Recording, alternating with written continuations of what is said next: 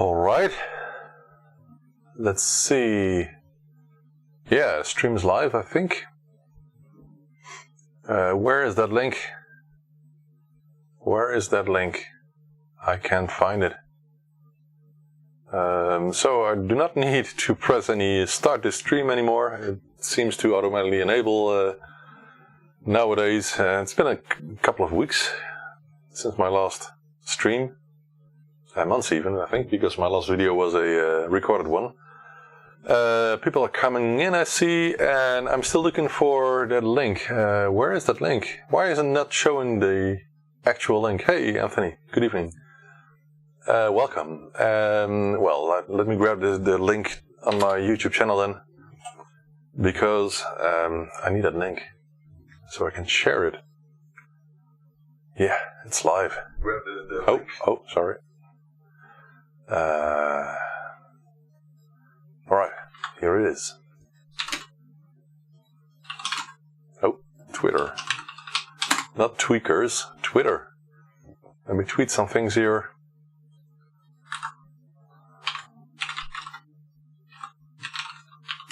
Back live.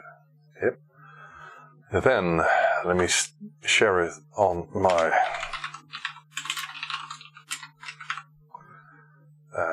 Facebook timeline, and also in some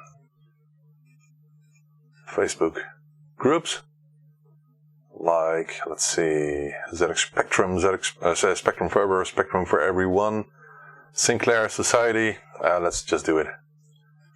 And on my ByteDelight Facebook page, because why not?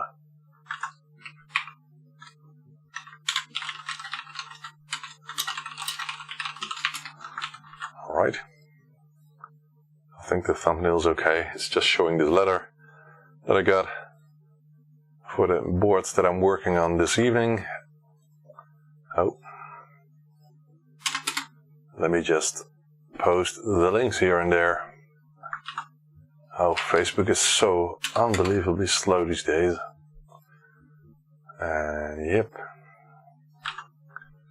Back live with repairs. Okay. That's done, that's done, that's done, that's done, that's done, that's done. Okay, alright. Hey, Wayne, good evening, man. Stuart, Peter, Ben, Tony. Thank you, Tony. That's great to hear.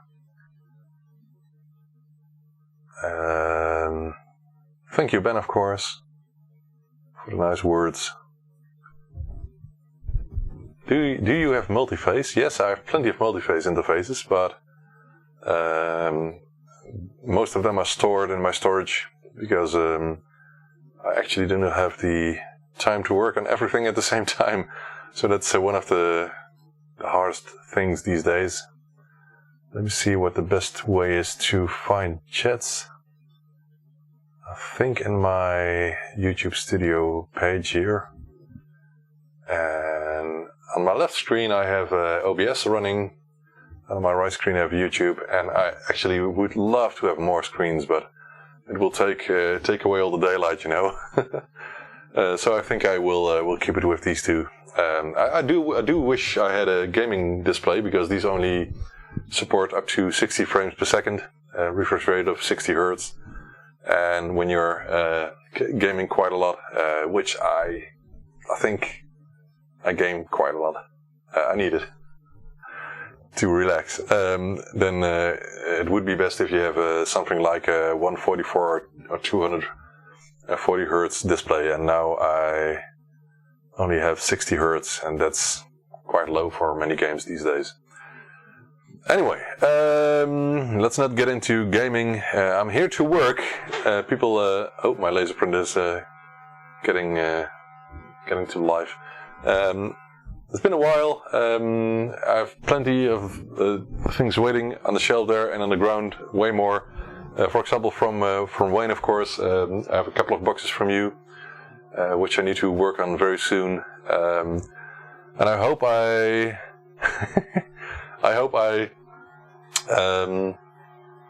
am able to work on more repairs during the week, but it will be after, let's say, 5 o'clock, 6 o'clock, because Before that, I work from a new job, of course, and I cannot cheat on them, you know, especially when they can see me. So I work from, what is it, half past 8 to about 5, yeah, something like that. Dutch time, so no UK time. I think there's a difference of an hour at the moment. Anyway, would love to work on more of that. But to be honest, last week I had enough of new input, you know, new stuff to learn. There's a laptop over there. You can see it on the stand. I've been reading loads of new documents for my new job, and at some point my brain said, "You have enough. You had enough. Take it easy now." And it was a Friday afternoon, so that's good. But it cost me 2 days to get back to real life and work. And I'm here, and I really love to work on more ZX Spectrum boards and other stuff. I've done some easy fixes for example, products I make for myself, like the FMC Enjoy Pro 1 or the ZX HD, and a couple of them are processed already. I think I shipped them last week. Maybe there's one here or something. I have to check that to ship. But the boards take some more time, so a ZX Spectrum board can take half an hour to up to an hour or something, depending on the amount of repairs. So let's get to the first board, and you can see the letter already. It says the guy sent me 3 boards. I already unpacked them and took a look, but I didn't do any tests. So we're going to do it together. And I will pick number 1. It says it's a specky width case, needs a refurbishment, repair maybe, and it needs a composite video change, or it has one already. I cannot tell from the letter. So let's grab that one. And I know the lighting is not perfect, but it will improve when I power on the soldering iron, because there's some more lighting here. I think it's a bit better. But for now we'll leave it off because of the sound noise. I closed my windows, but I think I have to. Oh, I opened this already. I have to open a window as well because of the soldering fumes. So you can see I labeled the board and the cases, so this belongs to the case. But I just wanted to know what I got here. So I know this is a 4A board. It's complete. Original capacitors, UA chip without heatsink, and that's that, I think. So we have to replace the power regulator. I will put the heatsink back in because it's the original look. That's quite easy, just have to cut a small piece of the aluminium heatsink. We still have to do the composite video modification. You can see it, the original resistor is still soldered onto the output, so that's that we have to do. But we'll do a short test after the composite video modification, and I will get the case out of the way carefully because I don't want to create any scratches on an original case, of course. So I got some bubble foil here for that. So that's taken care of, and that will be out of the way for now. I also have a test place set up right next to me, which I think is easy. So if I stick my hand out, you can see it here. So testing will, I don't have to move to the other side of the room for that. I think it's a good idea. And the reason I came up with the idea is that this is my new workplace for my new job. And I thought, well, the table's big enough to also put a monitor on for testing ZX Spectrums. So that I did. Please focus, camera. You can do that. Let me do a manual focus here, because it's a Logitech Advanced, yeah. Whoop. Alright.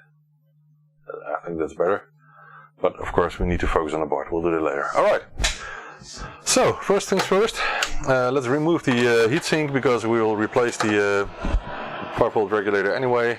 I hope I will not bump the camera because it's on an IKEA lamp, and if I bump it, all the springs will move like crazy for a couple of seconds.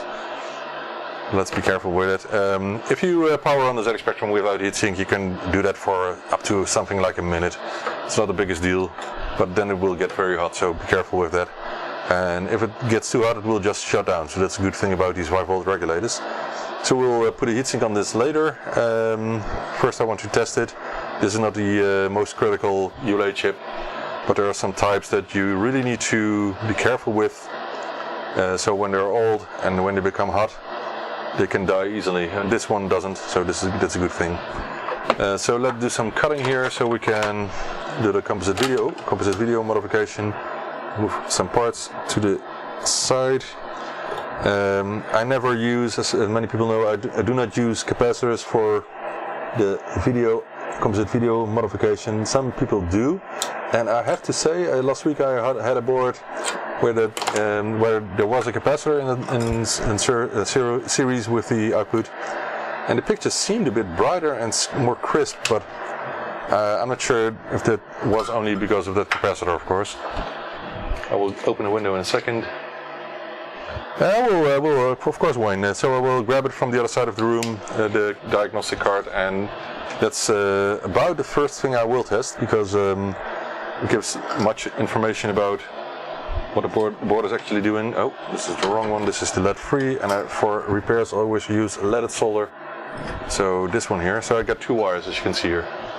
I'm not sure if you can see it. So this is a lead-free and this is the leaded one. For repairs I only use leaded. For new stuff I use lead-free. So I will move the lag of the resistor a bit to make sure I have enough length here, and I try to use the original stuff that's in here already, but without making that kind of change that you cannot roll it back. If you want to get back to antenna output, then it's quite easy to just reattach the original cut things here. That's done. This is not correct. Yep. So we can test it. Let's see, the edge connector seems quite clean, but many of the times it looks clean and it's not.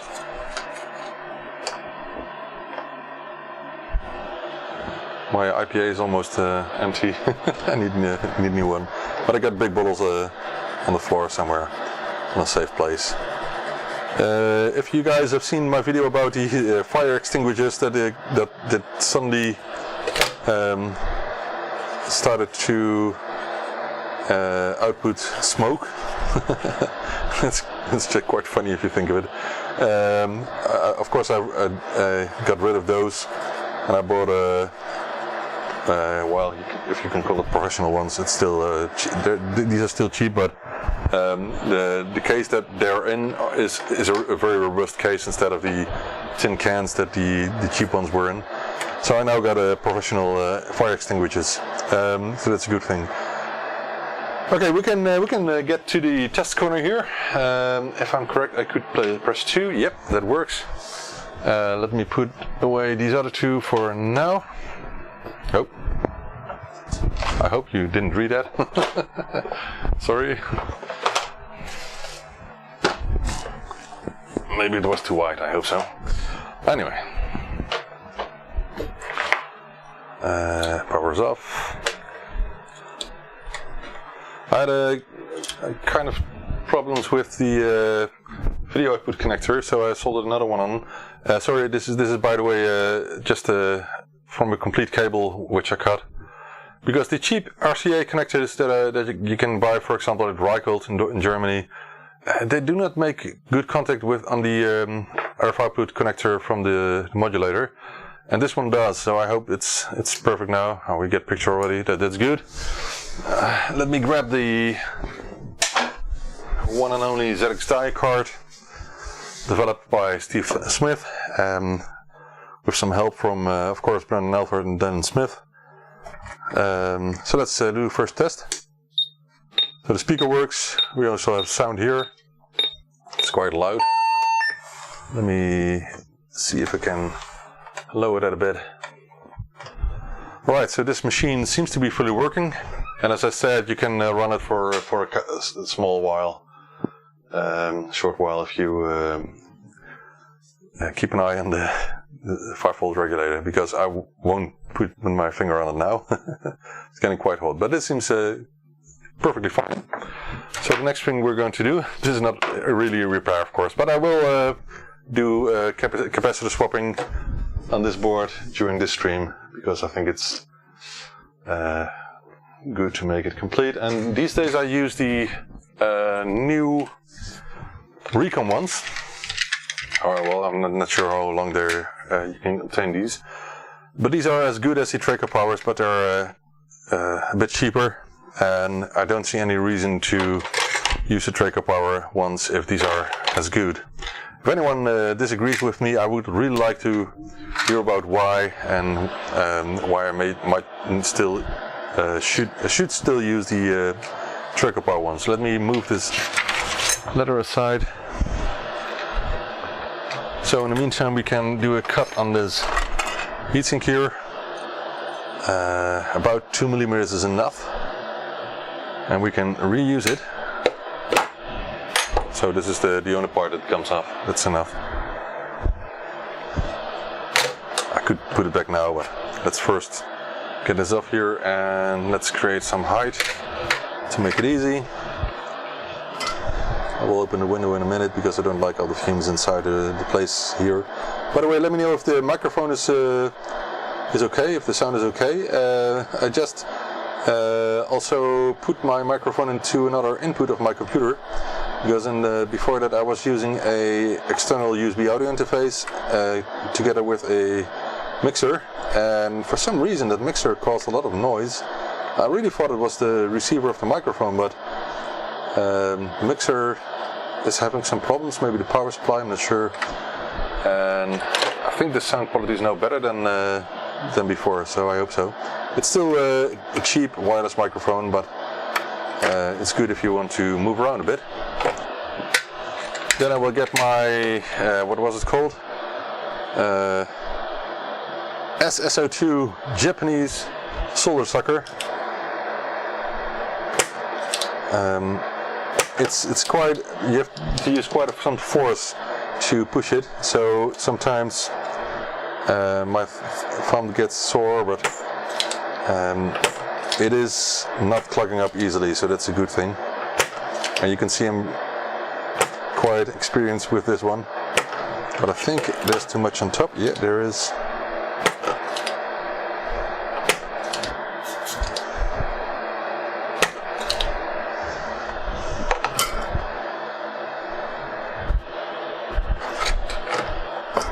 I think Neil told me about this one here.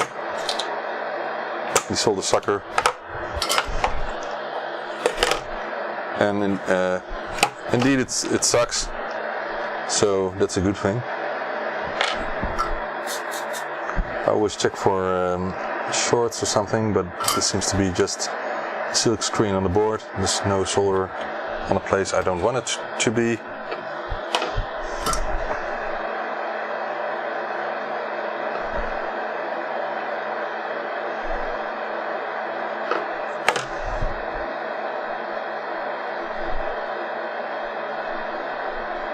Right, so for a power regulator, it's important that all the solder contacts are perfect, if you want to call it that, because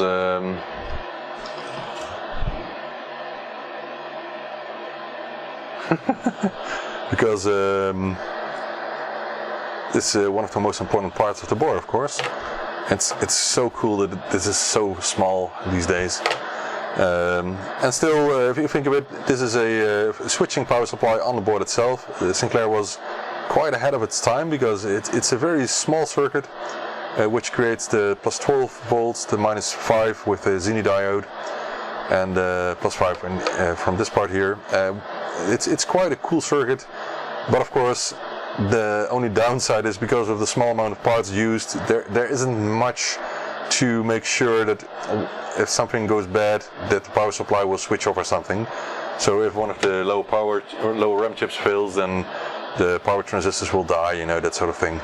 But still, it's a cool circuit for that period of time. I really like it.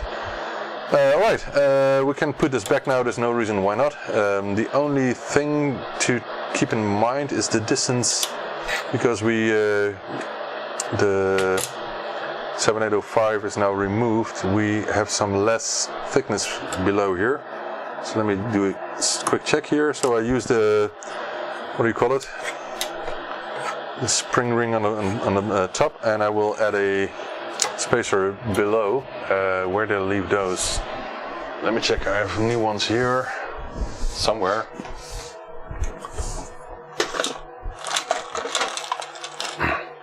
So I'll use just one of these spacers here to add a bit of distance and insulate the electrical signals, because there's a very thick power line running just next to it. And oh, this may be too small. I need another one. Just a second. I will get it from the original Spectrum box here. This one have a bigger hole. Let's just use that one. And the reason you have to take the amount that this sticks out into account is that, of course, you still want to be able to fit it in a ZX Spectrum case. So I do it this way. No problem at all. And as you can see, it looks as original, but still you're using the new cold power regulator.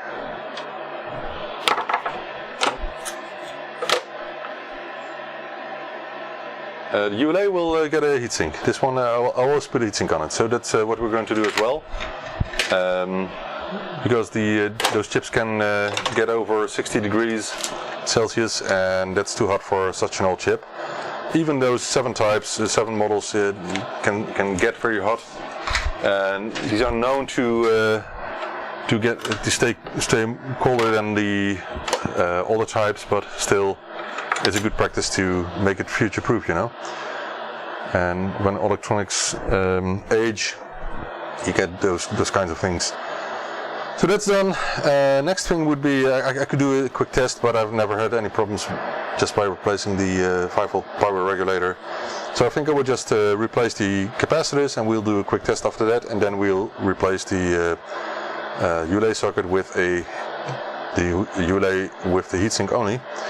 And nowadays I use this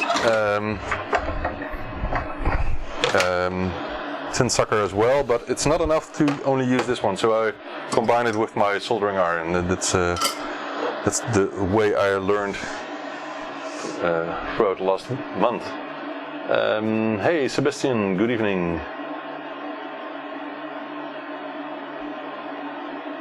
Ronnie, I do that for looks, for aesthetics.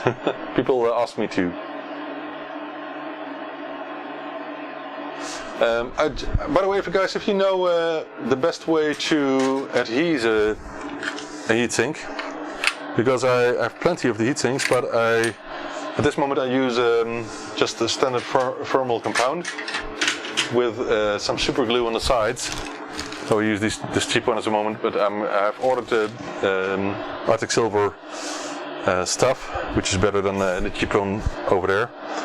I have to wait until this one is heated up, which is slow. It's very slow, and I don't like this at all, but anyway, I will use it. In the meantime, we can pre-tin the pins here of all the capacitors that we will replace, and that helps the process a lot. And we can straighten the pins first, which also helps. And this is time consuming, I know, but it has to be done. It takes about 15 minutes. I do have all the VISA capacitors ready pre-bent, so that's something I do for the capacitor kits we offer, and that's also useful if you're doing this work for yourself from time to time, to have pre-bent capacitors.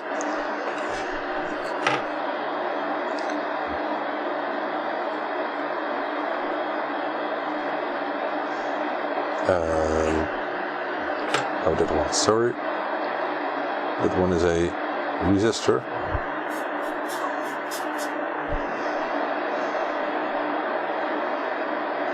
So next thing will be to straighten the pins of the capacitors a bit.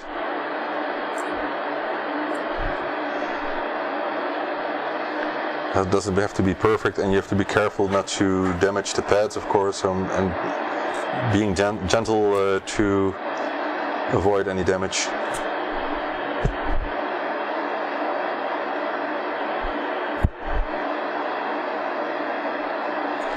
Should do a quick check on my batteries and my microphone here. Let us see.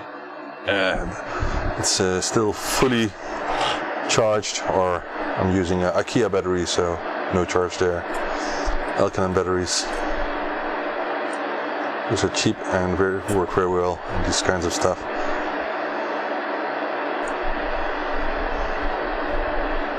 They actually got out of the consumer tests some years ago as one of the best, so I think I will be using those for many years to come. Instead of the expensive Duracells. So you can see I'm careful, but still I can see I'm actually removing some of the solder mask, which is not the biggest problem, of course, but you can see you actually, because you heat up the tip of this small screwdriver, you actually change the board a bit, so it's not the best, but it's good enough for me. Alright, I think we got most of them now. So we can use this combination of tools now. I hope you can see it. Let me check this chat, please.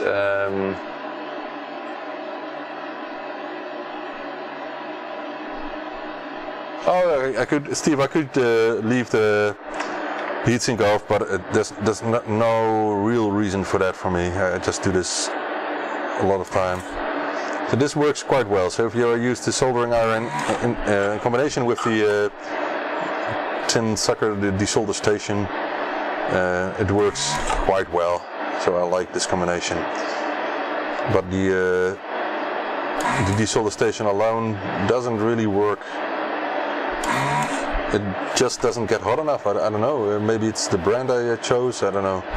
But it's definitely not the quality that I need for this work. So, hence I combine these two tools, and this way it works perfectly. And that one is not open yet, so I have to do it again.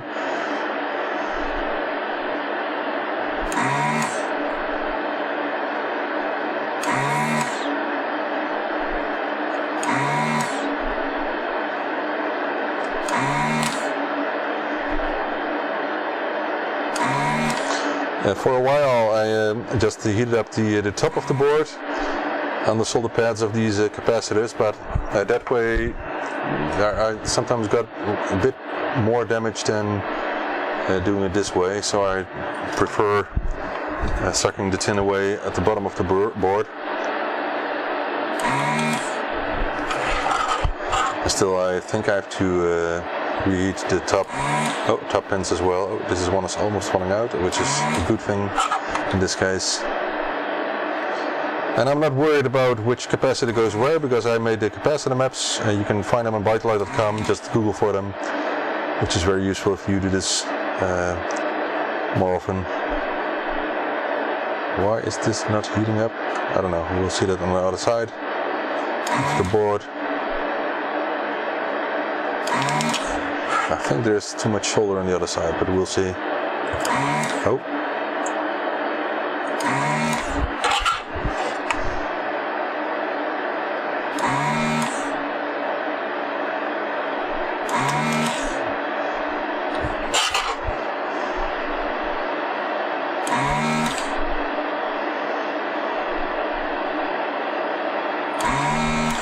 And especially this point, with the huge ground plane around it, doesn't really heat up enough with only the solder station, so I use the solder iron there as well.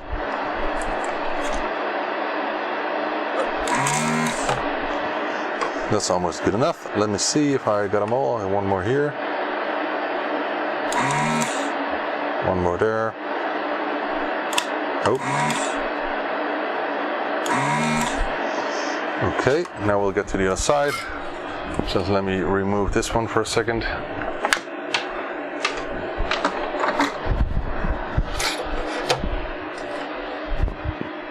It's not a Heiko, I should have buy a Heiko, but I will do that next time when this one dies, which I hope is soon because I don't like this soldering station at all. But anyway. Yeah, they just did it, Ronnie. Same here. So I really like to put some new tin on it as well. Let it. Nope.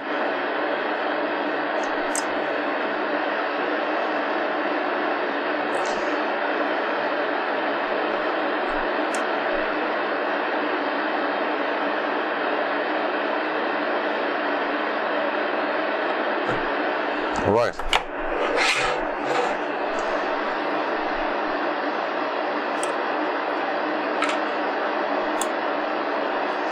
So you can hurry if you want to, but with an old board like this one, it's really worth the effort to be very gentle and careful with it.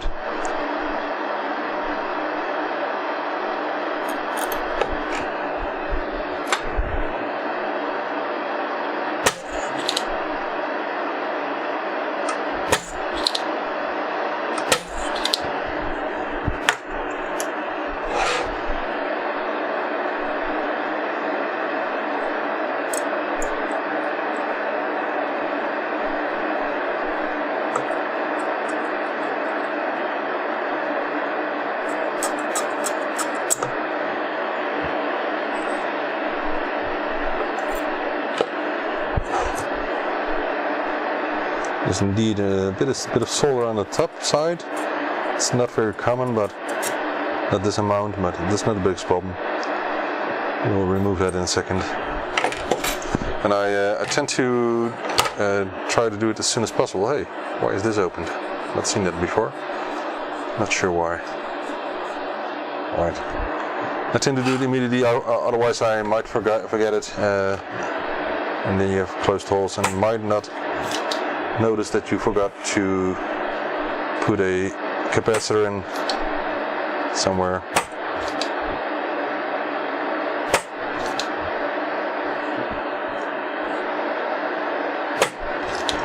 Right. Hope the picture quality is okay. I think so. Right. So the board is getting, let's compare to a haircut. No, that's not a good comparison. I don't know. It looks empty without capacitors. What would be a good thing to compare it with? I don't know. If you have something in mind, let me know. So in the meantime, I was just talking about the heatsink for the ULA chip. If anyone knows some compound that also acts as a glue, which is reliable, because for me it's important that the heatsink will not come off after a while, something because of heat of the chip, of course. I do not want to take any risk with that. So again, at the moment I use just super glue for that, and that works quite fantastically. So that's not the biggest problem, but it's not the easiest way of applying something like that. So I would love to find a better solution for that. And I think other people use some thermal glue as well, but so I want stuff that is known for good conductivity, thermal conductivity, and also glues the heatsink on the chip for at least 10 years.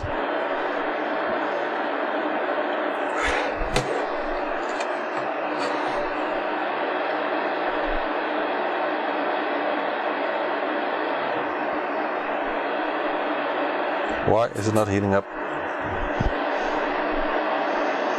It's the ground plane here.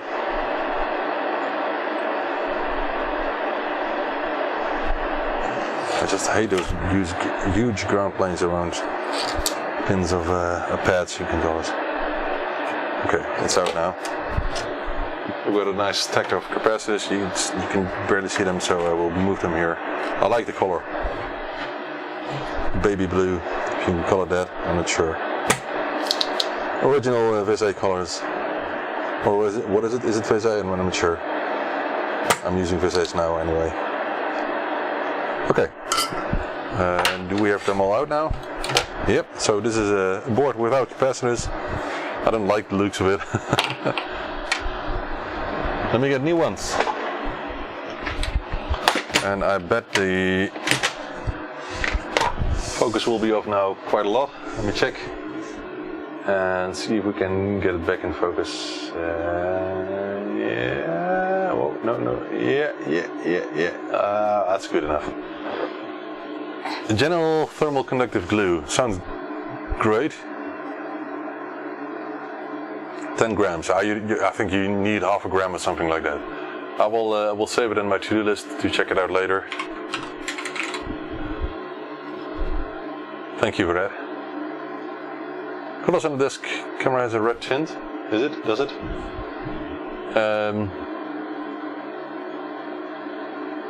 But I guess it's dark outside, so we don't have natural light. Yeah, that's true. I could add some lighting here by changing camera settings, but I'm not sure it will be good for that. I think it's a bit better. Okay, I like it this way. Let's keep it this way.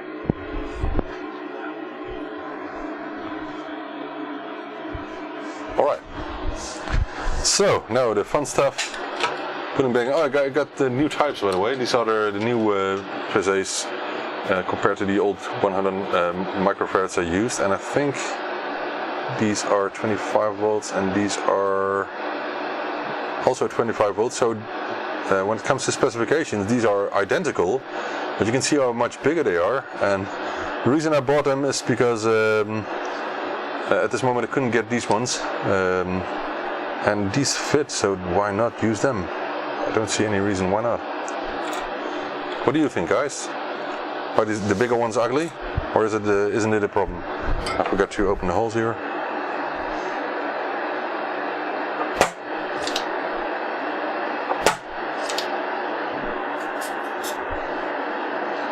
I don't think it's a real problem, but I prefer using the smaller ones. And it's quite odd that those are so much bigger. They're the same brand, so it's like they got them made in a different factory or something, I don't know.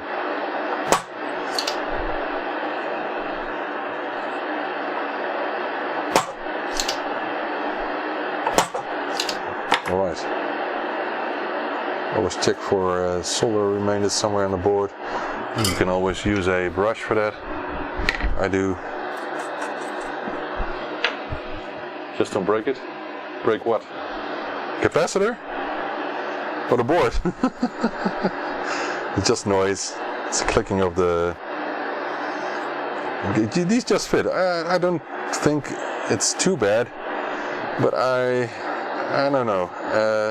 The original ones are smaller as well, so I tend to prefer the smaller ones. These are big and the pins are thicker, as you can see, so I need to open a hole a bit more. But I don't think these are that bad to look at. But what do you think, guys? Are these big ones ugly, or are they okay? Let me know. I'm curious what you think. It's a bit odd to see those big ones here. Oh, you can barely see them. Sorry. That's better. Yeah. Camera settings are like on the chat. Is that a leg? I don't know. 22 microfarads. So the video capacitor is on the left. Oh, come on, man. You know better. Other way around. Wasn't paying attention.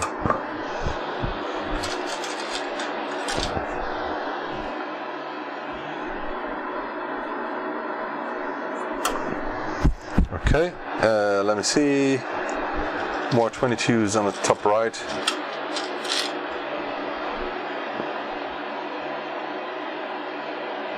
It's quite busy in the chat, and people are watching, a lot of them. Let me check. 22, 21.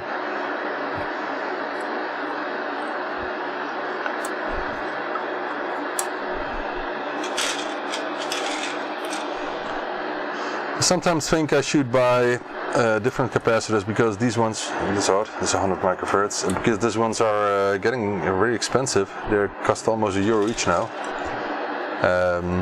They were cheaper in the past. I'm not sure what it is, but I still like using these because everyone knows the blue color of these.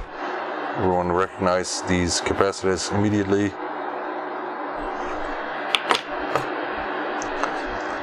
So for now we'll keep them, but I wonder if I should in the future. Maybe there's another brand that has the same color all over the board, but a lot cheaper. I don't know. Maybe this is a good price. I have no idea. So 70 cents or something, which is quite a lot for a capacitor.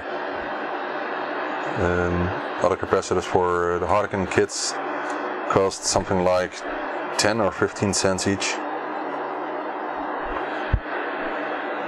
It's a big difference.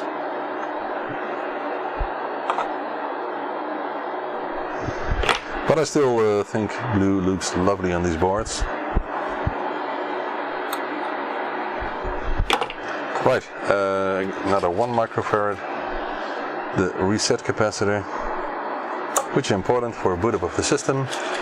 And then we have a 4A board here, and on my capacitor map it says this should be a 22 microfarads with the positive side up. And of course then we have the one next to the ULA chip, aiming down, and the hole still closed. Thought I opened it.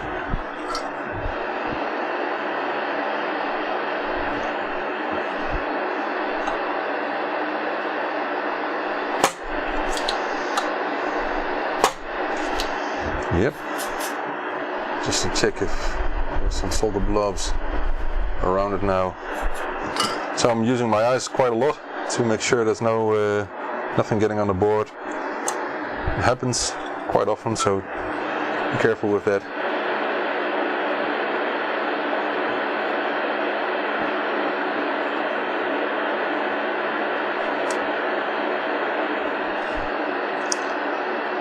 So usually I solder one of the sides and then I flip the board over, because it's easier to reach those pads from the solder side of the board.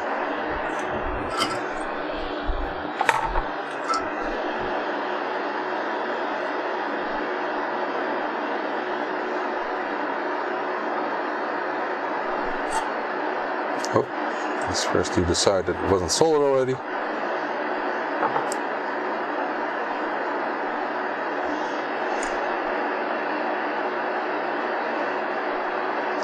So that's one of the important refurbishment steps of the board. So we did a voltage regulator, we did the capacitors, and next is the ULA chip, putting a heatsink on it, and removing the socket. And there's still people who think it's not really necessary, but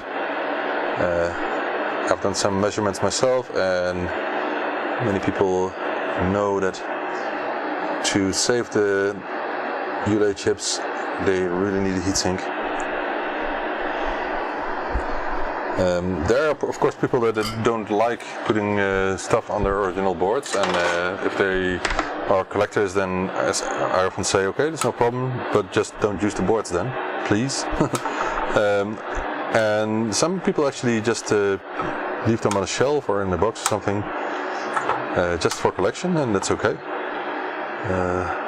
For example, I had someone who was ordering a couple of issue 2 boards because he didn't have original ones in his collection, so I even didn't change the antenna output. I just kept it on RF, and I don't have a problem with that. I just want him to not use those machines for longer than a couple of minutes, for example. Because with original capacitors, after 30 years, it's getting in something like a time bomb. I would be very careful with that. So, capacitor swapped. Didn't I forget anything? No, I didn't. That's okay. So we can do another quick test. Let me check polarity of the capacitors, if I did it correctly. That's okay, that's okay, that's okay. So we can do a quick test, and then we will get to the ULA chip.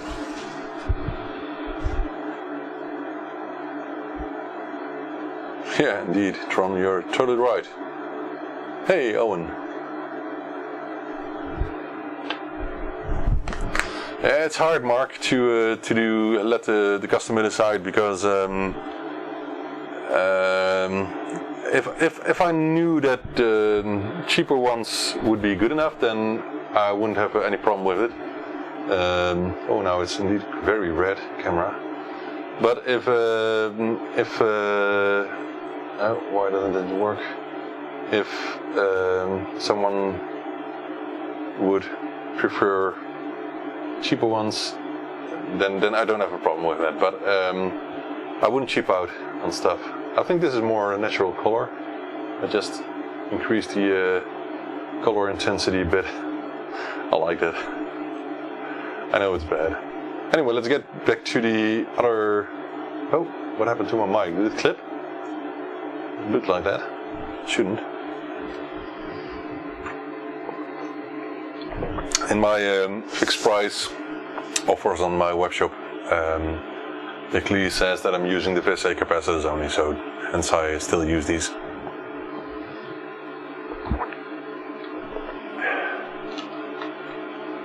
I wouldn't cheap out on quality, Owen. I know, for example, that Iron Gladel uses Panasonic capacitors in many repairs for power supplies, especially.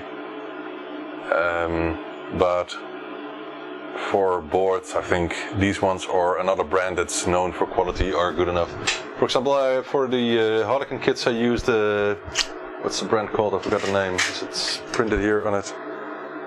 No, Multicomp, I think. And I actually don't know if these are high quality capacitors. I'm not sure if it will focus. No, it will not. Let me try here on this side. So these ones here, the black ones. And no, it won't focus. I think I put it in manual focus. Anyway, these are quite good quality, but I have no idea about durability over the years. So, hey Frank, thank you for your comment. I'm happy to be back. I've never left, but just have not less time nowadays. Okay, let's do a quick test. Still boots up just fine. The screen is a bit faded, but it's just the setting of display. So this is okay. We can do another quick test. I haven't checked the keyboard, by the way, which is quite important, because sometimes ULA chip fails on keyboard, and then if you solder it in, then you have big problems with that. So we'll do a quick test with the keyboard as well, and I should test tape loading as well. So should I get my tape player over here? Let me know.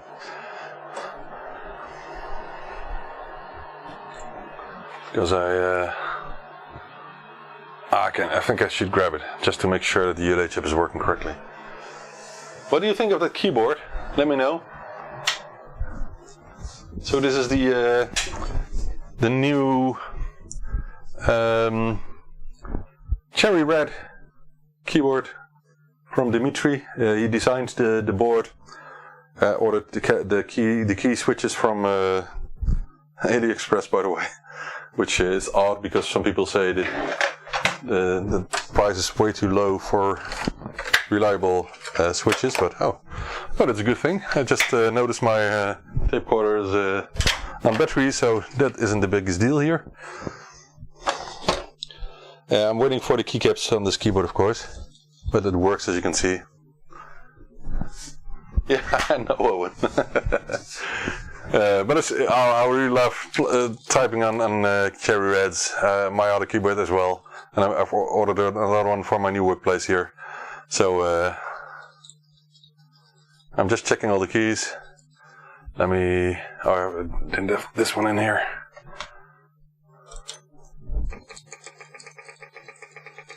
Oh, I really like these keys. This is so good. And what I do not know is if I'm able to assemble this into a plus case or a rubber key case. I have to check that. Oh. Okay. That's all okay. Just fine.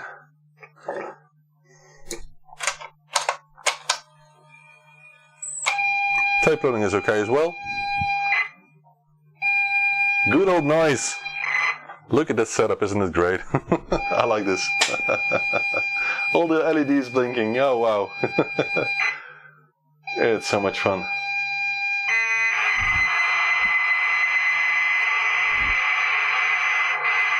Oh, I can hear a bump in the tape. It's still loading, so that's okay. I'm not going to load the whole complete game, except if you want me to.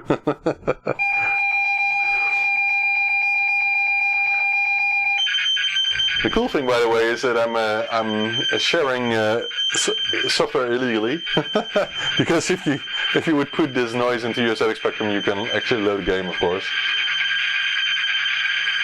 Should I load it completely, or should I just get back to doing the ULA chip? Let me know.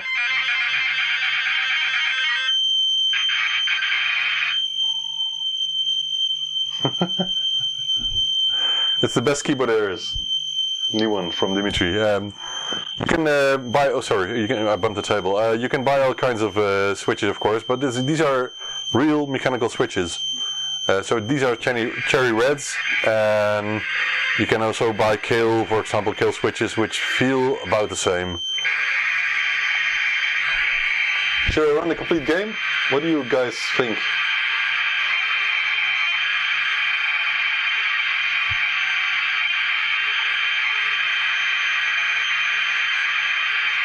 I will keep it running until you say stop it.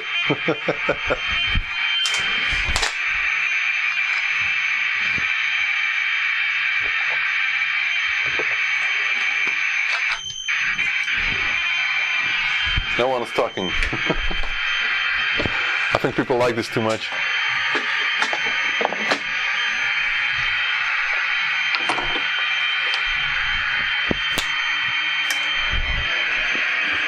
Just keep it running then.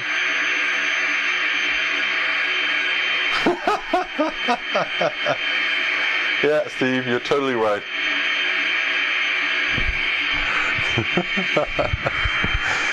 I guess you're running it on your big screen television then.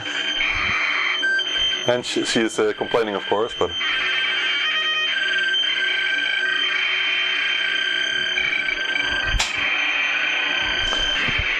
I wish you could share my my awesome project which is underneath this desk here, with which you can play Fortnite on a ZX Spectrum for real. I'm not joking. Copying it. I can send you this tape, Wayne, if you want to. I got more on the wall, you know. More tapes, so if I need another tape, I just grab them there. Why am I loading this complete game? Oh. Oh! It reset. Oh, it's this cable here. Anyway. Oh, we did it for nothing. So I was just feeling how warm the chip gets. It's getting warm, so let's switch it up.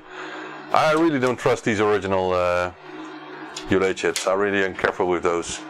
So this is just the best keyboard there will ever be for a ZX Spectrum, because it has the best key switches. So anyway, all right. Let's get back to the work desk and finish this board. Tape loading error. Well, this game just crashes. Had a copy protection inside or something. Use it FMC so she's unaware of this. Okay. Don't touch the table when it's loading. Yeah, you're totally right, Owen. But I'm just want to get it going, you know. All right. Next thing, we know that the ULA chip is working correctly.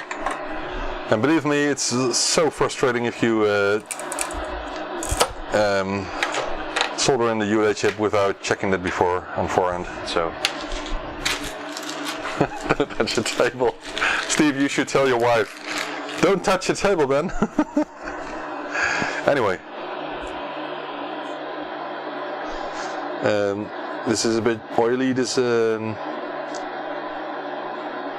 thermal compound, so I shouldn't use too much of it. And then we'll use Chinese super glue. I have more super glue from nearby. Oh my god, it breaks off. But it's actually what it's called oh no, it's come on. That's gel, so that's not usable for. I'm just messing this up. Sorry. You haven't seen this, did you? Right, we'll still be able to use it. Okay.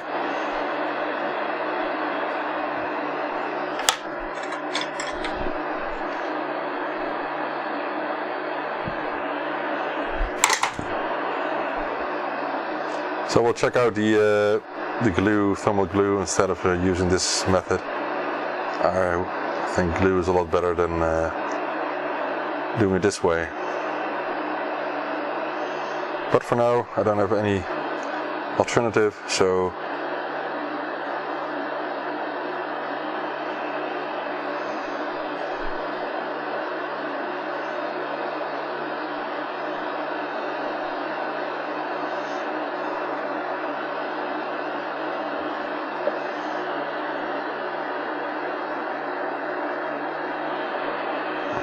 alright, let's wait till this dries.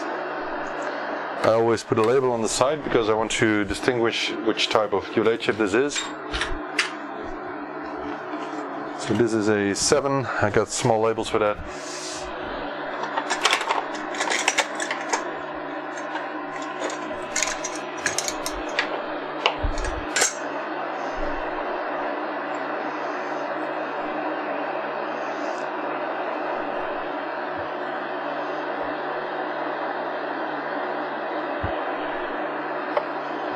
Alright, so let the glue dry a bit, and then we can, I will put the label on it now, and then we'll get the socket out of the board.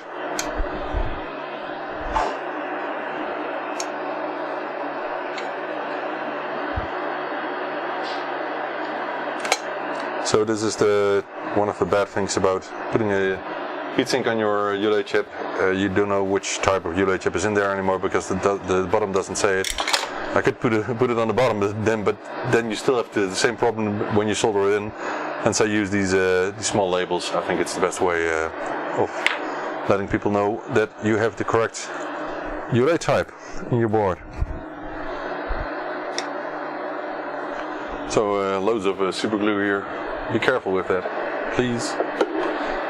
I am. Next, let's get this one out. And I don't like these original ULA sockets. They all are pretty hard to remove because loads of these pins just stay in when you remove the rest of the socket. But anyway, we just have to do it to keep the spectrum working.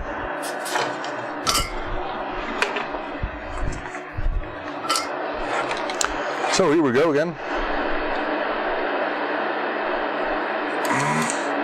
And because the camera, I have to use quite an odd angle to remove these. I'll do my best. It's not working correctly, why not? Sounds it's a bit clogged. Let me check. Yeah, it is. No, I don't know why, because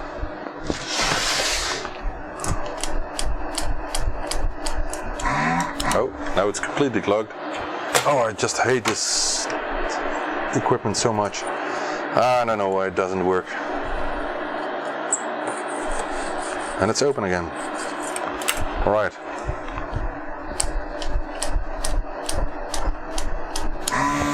That's better. All right, now let's continue.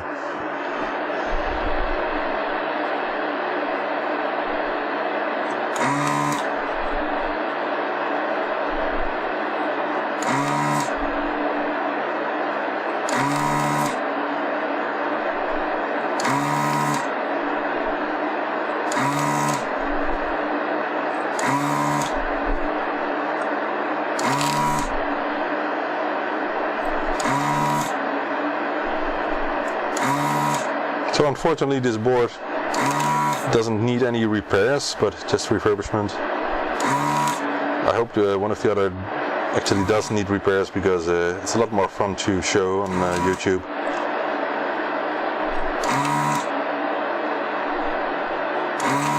So after this board is done, let me just check the other two boards to select the next one for working on.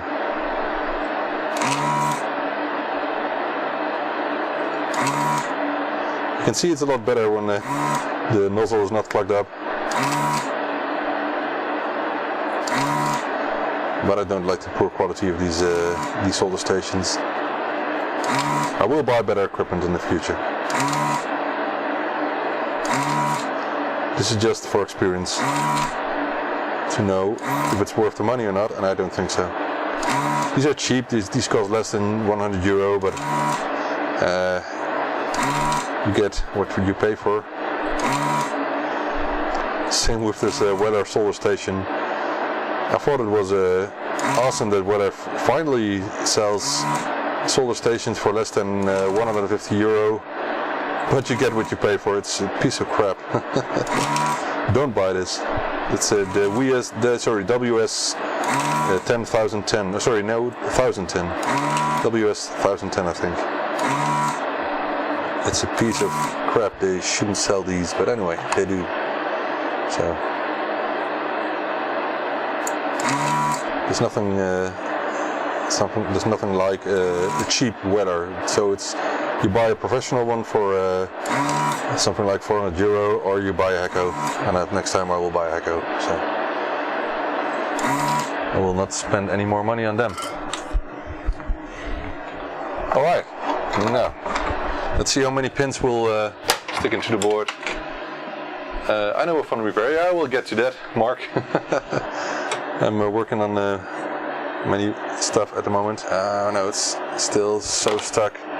So what we'll do next, because the socket is not moving at all, is use some wick, solder wick, to get the pins loose.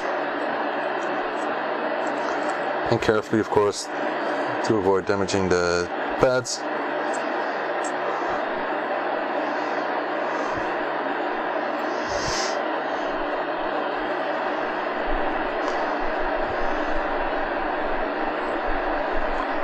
So if I could do one machine every night, something like that, that would be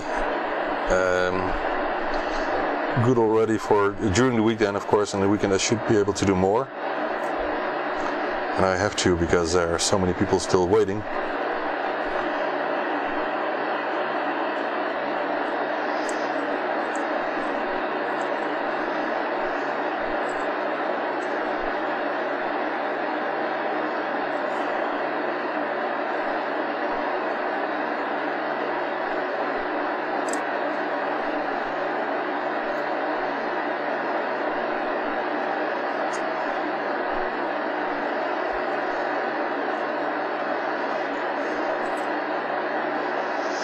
Alright, I hope it's a bit better now to try to get it out. Jura 2, what's that? I've seen the name before. I'm always so afraid that more stuff is going to break when I do this. But until now, it just pops off and you can see how many pins are left on the board. This is ridiculous. So I have to get them out one by one, all those pins. Anyway, let's get it going.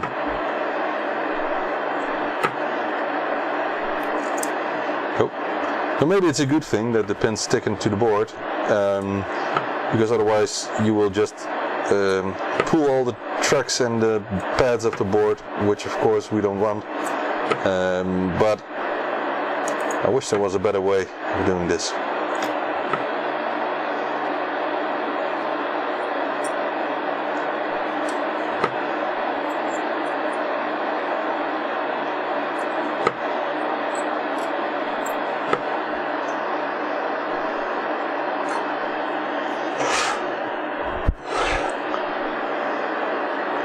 And as you can see, working on a ZX Spectrum board is still quite a lot of work, and I can imagine that in the future it will just get more because of more parts needing attention or need to be replaced. I do like to replace bad chips with original parts, or at least the same parts, instead of using, for example, a memory board instead of the 8 upper or lower RAM chips.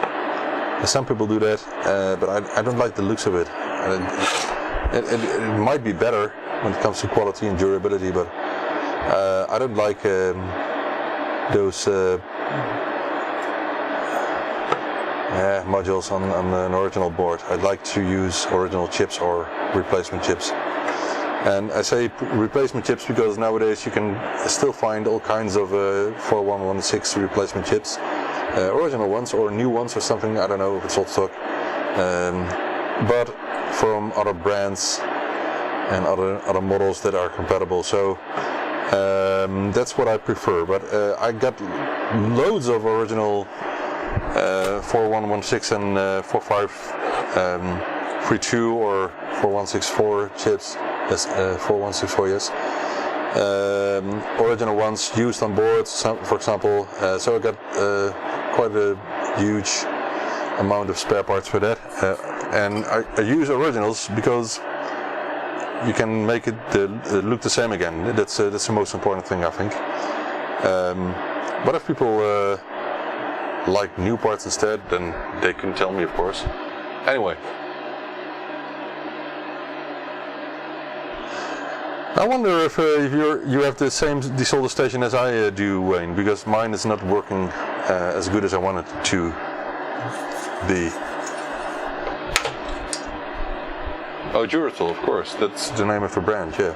So maybe Duratool is a real brand and not one Chinese knockoff or something. I don't know. But this Chinese one is not the best. Many people have this one. It's ZD something. I don't know. I forgot the name. I thought ZT219 or something like that.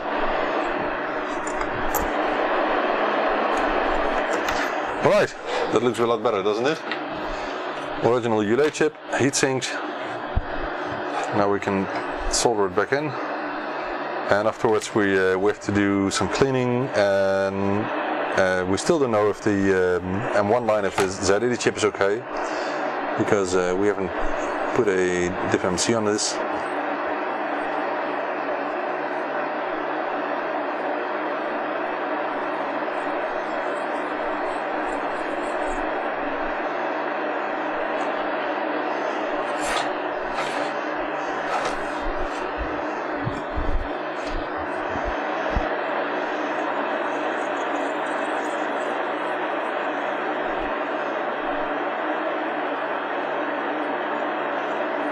And when you use IPA to clean up the board, it looks almost as new. The only problem is that using IPA will remove some of the solder mask on the bottom of the board, so you get a more matted finish on some parts. Then that's the only downside of it.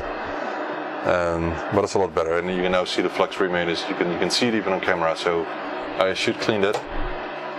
Yeah, mine is a copy. It's a cheap one. Maybe I should just buy Duratool something. I don't know. But I haven't. I've tried to look for videos about why mine is not working perfectly. I haven't checked for experience videos on YouTube for the Duratool tool, so maybe I should do that and see if that one is indeed better than this cheap one. So the board should be finished. I will get a diffMC as well to do some final testing. And I'm not doing, actually not doing the final testing because I have a booklet for that. I will show it in a minute. But let's get to the test corner again and get a diffMC first.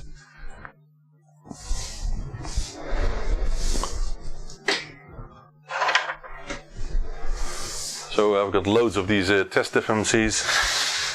And what was I saying? I wanted to grab something else as well. I will see it in a minute. First, let's just power it on. It still boots. Yay! Now let's see if a diffMC is working. And this will load up a demo with a Y sound, but it will just run without a Y sound.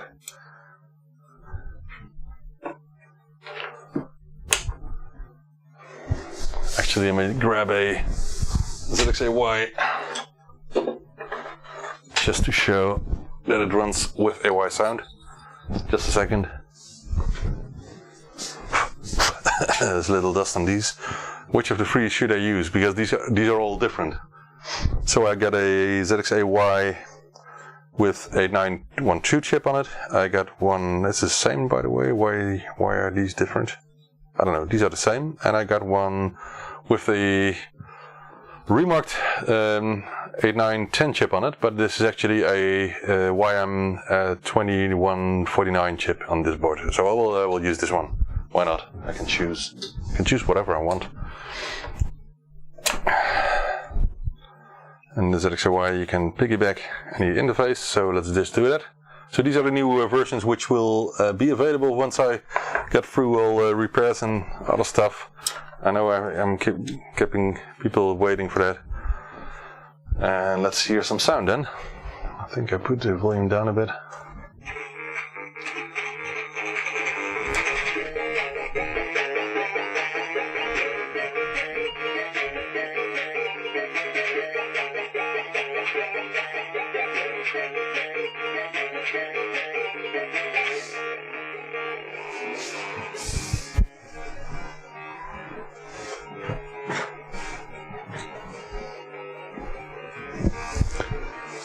Yeah, Mark, you should only use the real stuff. So I use, what is this, 99.9% something like that. It's on the website. It's you have to be careful with this, of course, but this is just a standard IPA. I don't use the stuff with 70% alcohol. You have to use more of that indeed. Right, so this machine is working completely fine. The heatsink should get a little warm, but that's because we do put thermal compound in between, but it should not get hot at all, because now it spreads the heat all over the surface of the heatsink, which is exactly what it should do. So that's good. What do you think of the new ZXAY? Let me know. So I've got a couple of different types. I will still offer the one without the case as well. I just call this case, but do you think this is a case because it's made of the print circuit board material, as you can see? This is a bit dusty because it's laying on the shelf there, and bottom as well. So it looks quite beautiful, I think. It will be available once I get more time. Oh, by the way, Mark, you can buy this in Dutch shops anywhere. So just Google on IPA 99% or something, you will find some hits. I buy this at it's a Dutch name. It's hard to pronounce in English. Let's just keep with it. So this board is done. Oh yeah, I wanted to get the booklet. Let me grab one just to show you. So I used these booklets here to finalize testing, which I will do later.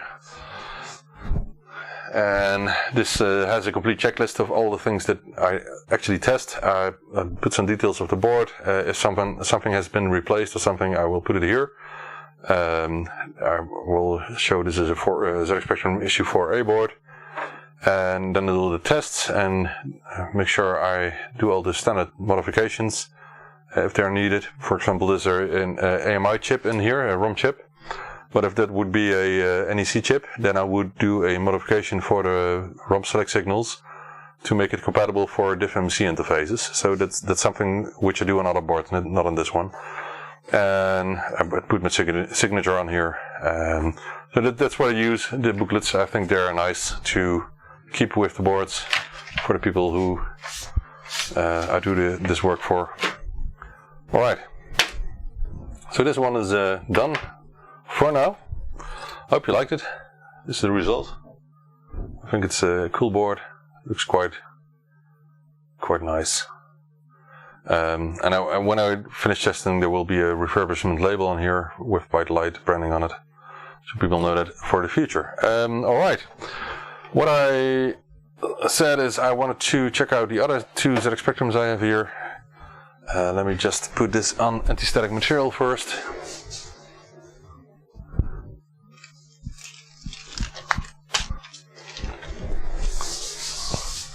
Because putting it on plastic will have the risk, will come with the risk that it will be damaged, and I don't like that at all. Alright, so I got two more Spectrums. I got another 48K. I think I will test this one here, just have to do the composite video modification. And I have a 16K, which I absolutely have no idea what it's doing at this moment and whatnot, so we'll test it in a minute as well. But first let's grab out this board and do the composite video modification. And I will put this aside for now. I will work on the cases later. There's not much to do in this one specifically, because this one already has a new membrane, but it does need a couple of new rubber feet on the bottom, which I get from Peter, of course, at ZX Renew. So if you need new rubber feet, then grab them from his web shop. But I have plenty in stock at the moment myself, so it's not a big deal for now. Oh. So I will keep the cases matched, which is important for the owner of these ones. So, first, let's do a composite video modification.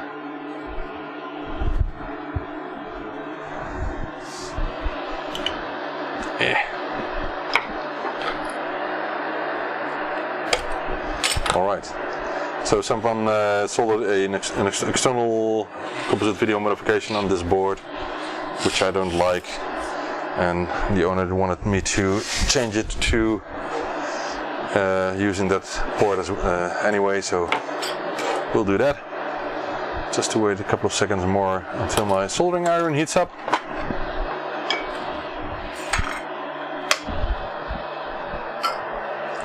Let's remove that old cable first. So I'm just going to check what these boards are doing, so I know which I will work on for now, and I will see if I do it tonight or tomorrow. I think tomorrow, because my daughter just wants some of my attention in a moment. Let me do the same thing again as with the previous board.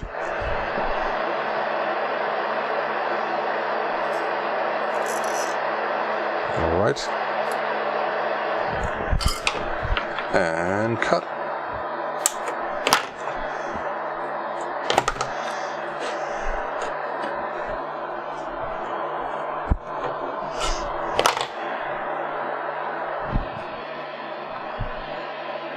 Yeah, you can actually use it too, because it's just the composite video signal is just put into the modulator and used to create the antenna signal, but the video signal is never drawn any power from, so it's just a high frequency signal which you can just connect to as many things you like if you want to.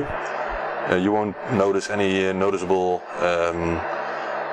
change in output usually, I should say, because if you have a color chip which has a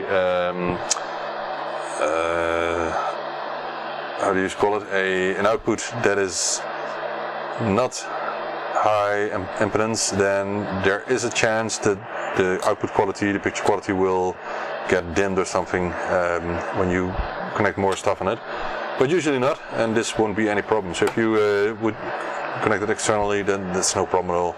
Actually, the composite video signal is present on the edge connector as well, so you can use it. You can get it from the edge connector. The only problem is that it's routed over the board, and the video signal on the edge connector is of very poor quality. So I will not advise to use that.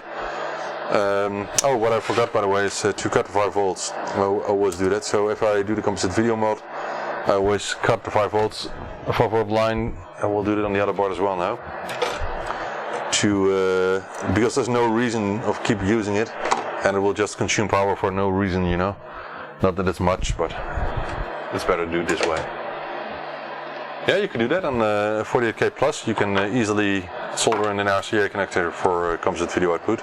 But there's space on a rubber key spectrum as well, if you want to do that. Anyway, let's do a quick test, see what this board does.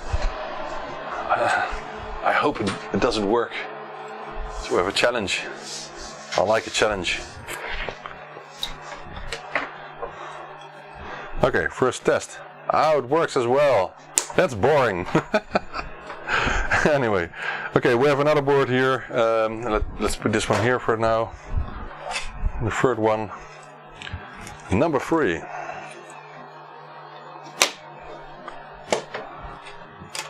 This is the 16K version, and it will not get back into this case because the person wanted another board for this case. That's for later, not for now.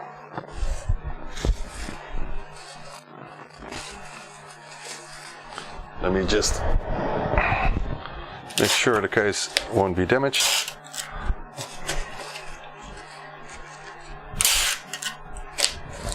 Alright, so number 3, let's put it to the side. And now we can work on number 3.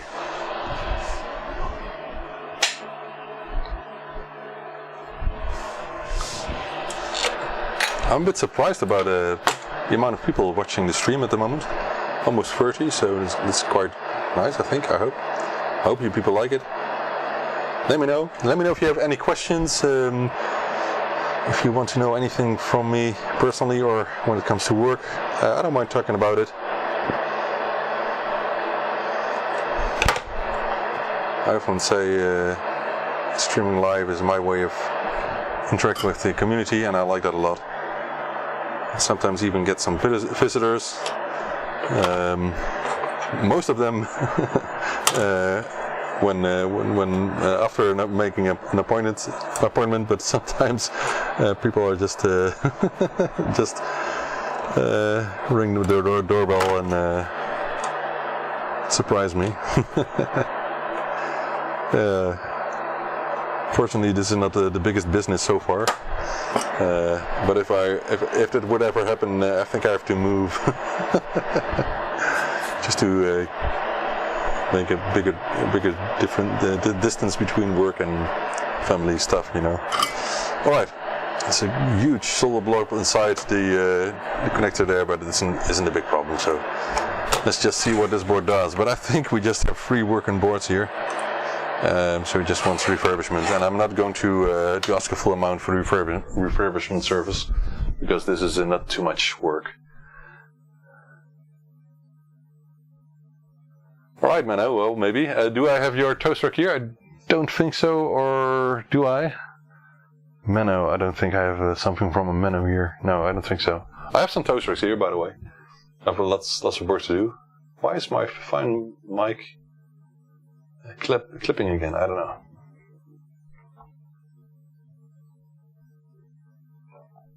Yeah, you're totally right, Wayne. I think you're streaming quite a lot yourself, aren't you? I thought. Hey, Steve.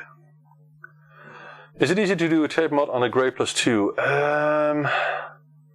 I think it's not too much work. You just have to solder some wires on the connector on the board itself, I thought. But just Google for creating a tape input on a Grey Plus 2. Because it has been explained a couple of times, but it could be different between the Grey Plus 2 and the Black Plus 2, of course. So that's good to make sure that you get the correct information. Let's see what this board does.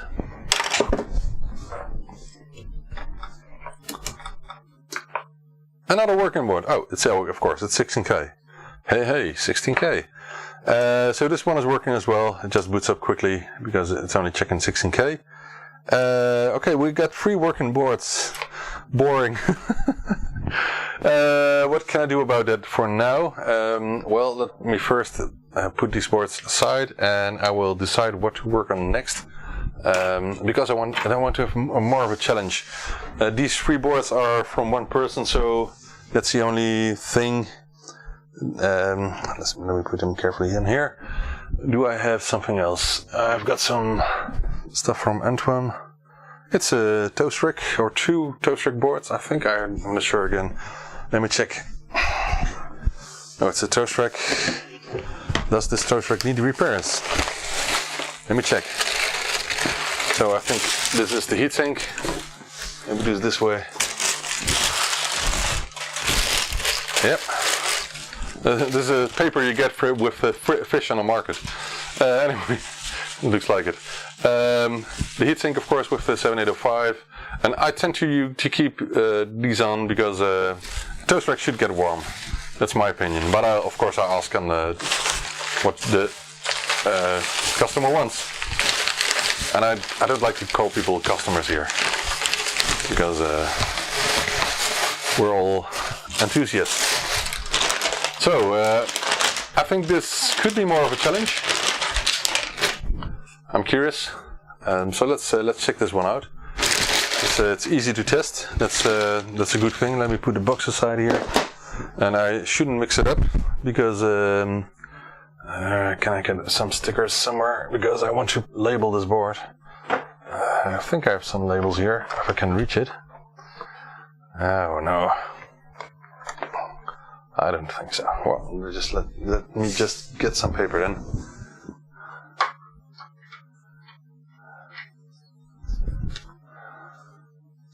I like it. I like the shows, Wayne. I saw some snippets, not that much because of time. Lack of time. Well, I think many of you are wise just to wait until I've got time, because you never know. This is from Antoine.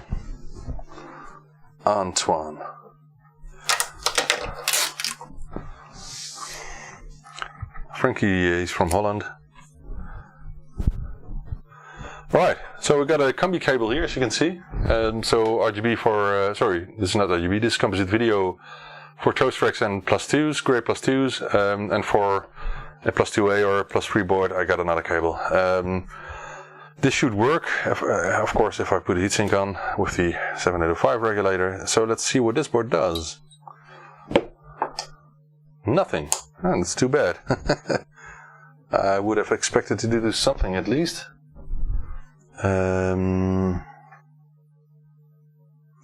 Let me clean the edge connector and see if the die card does anything, because I have no idea why it's not doing anything at this moment.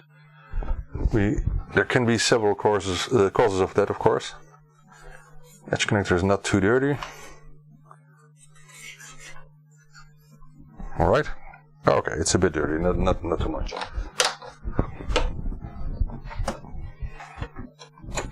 Let's see. We do have some activity, but we have no picture output. Let's see. What could this be? Let's see. Is the software starting? No, the software is not booting up. What could it be? Software is not booting up. I don't have video output. This should be soldered back on the board. It could be a 12 volt problem. So we actually do not have a 12 volts, so that's clear from the diagnostic card. That's why we are not getting any video output, because this TA2000 requires 12 volts. So that's one cause. And we do not have -5 volts, so I think we should have -5 volt, but it's not used for the lower RAM. So, and 12 volts is not required for RAM as well. So I wonder what this could be.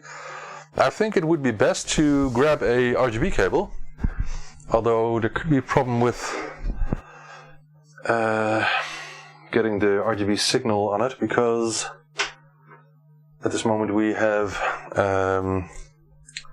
where's that RGB cable? Yeah, sorry. Because if there's no 12 volts, it cannot select the RGB input on the SCART connector. So the question is if this will make any change, but let's try it. Let's see if we can see anything with this cable. So there is some activity. So it's not switching to... Oh wait, that's my fault. We should switch manually to the other input, of course. So, source. Come on. Hello? Are the batteries empty? This doesn't work for some reason. It should. Let me check if the batteries are not empty or something like that.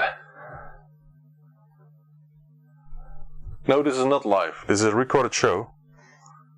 The batteries are working. You can check if batteries are working by using a camera like this. Can you see that? You see it flashing? It's a trick. This is not live. This is totally pre-recorded.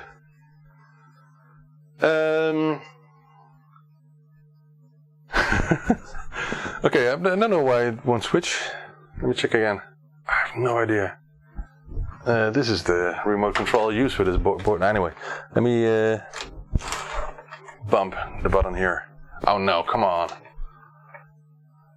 External, yeah. Hey, we have something. You can see it's not booting. It's doing something, but it's not working at all. So I wonder, what could cause this?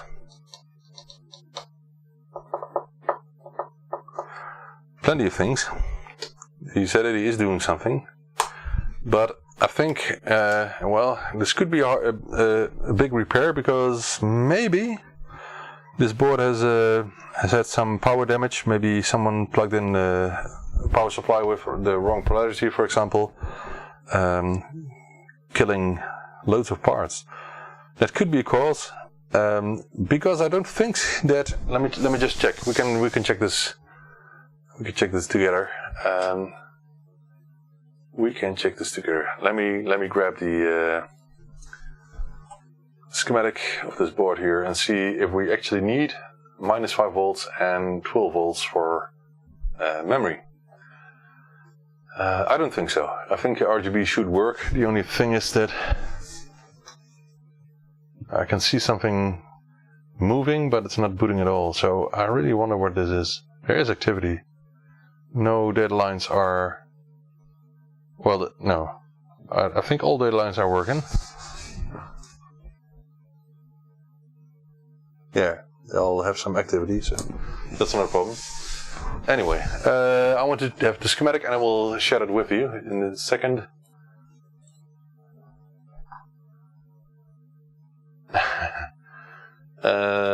Let me check. Computer is specky. Let me share the screen with you. Oh no. No, I can't see myself. Let me just copy myself here. Copy and paste. Hey. Right. Okay. 128K Toastrack. Schematics. Let's zoom in. So, when it comes to RAM chips, we have 2 stacks of 8 chips here, which only require 5 volts as far as I know. So 5 volts on pin 8, ground on pin 16, and the same here, 5 volts on pin 8 and 16. No 12 volts there. As I said, I do think that minus 12 volt is created inside the machine. Yeah, it is. You can see it here. So minus 12 volts is created, but I'm not entirely sure where it's used on the board on the Toastrack. Let me see if I can find anything. Oh, of course, no. I was thinking for RS-232 ports, but I think those only use 12 and minus 12. But no, minus 5 volts. So why does this have parts for minus 5 volts? I wonder. I don't see any reason for that. I never thought of that, by the way. I don't see any reason for that. Let me check. It's not used here, it's not used there. Let me check the analog schematic. There's another one here. This one here. So we got 5 volts, we got 12 volts, and no minus 5 volts. So I don't think we need minus 5 volts. But we do need, as I said, 12 volts for both composite video and for RGB, because 12 volts is used on... no, it's not. I'm mistaken. Let me check. This is for composite video. Yeah. Okay, so for composite video we need 12 volts because TR14 is connected to 12 volts. I didn't know that. Maybe I knew, but I forgot. I don't know. Anyway, so we need 12 volts for both RGB and composite video, because the TV should switch to RGB input instead of composite video, and it only does that when there is a 12 volt signal, because this cable uses that 12 volt signal to switch to RGB. And the cable cannot do that at this moment, so we have to fix that power circuit and hope that that is the only thing when it comes to power, and not much else is killed or something. I have no idea. So let's just do a quick power check. If we can fix it, we can do a check on the 12 volt rail if it's shorted or something. Yeah, 12 volts used on RS-232 and minus 12 volts as well there. So, but there's no minus 12 volt use on the Toastrack, but it's generated. There seems to be a Xena diode on the board there because the schematic says it, but it's not used. So why did Sinclair decide to put minus 5 volt in the power circuit there? Of course, because it's a copy of the 48K board. But anyway, okay. I shouldn't do this, by the way. I shouldn't do this. I have a reason for that. I will do this in the next stream, because what I want to do is do one board repair with one stream. And of course we didn't actually do a board repair, but I will do this in another stream. I know this is a cliffhanger. you can blame me for that. Please do. I will not work on this board now. I will do that. Of course, I'm curious. I'm as much as curious as you guys are, but I won't do that right now because I have some family obligations at the moment, and I will be back. I'm not sure today because it's 9 o'clock here, and my kids have to go to school tomorrow. So I will get back to you. But I think tomorrow, maybe before dinner, just after when I finish work. I will come back with this board. I will keep it here on the desk. I will not move it until tomorrow. I hope I can. So the way you see the stream end now will be the way that the stream starts tomorrow. I hope. Let me try if I can do that. So thank you for watching, guys. I like this a lot. I hope, as I told you, I hope we can do at least one each day, because there are many people waiting still, and it's fun to do. Thank you for watching, and I will see you in the next video. So bye!